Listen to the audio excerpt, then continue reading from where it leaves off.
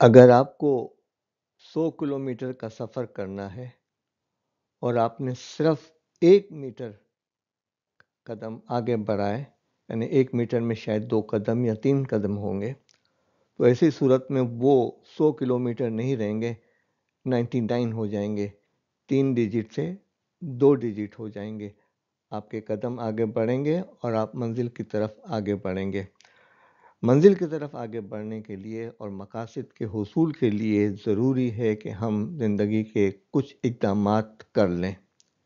پہلا قدم آپ سوچیں، اپنا جائزہ لیں، پلس اور مائنس پوائنٹس بنائیں، مثبت اور منفی چیزیں لکھیں اپنی، اور اس کے بعد اپنا تجزیہ کریں کہ بھئی کس طریقے سے ہم اس معاملے کو حل کر سکتے ہیں۔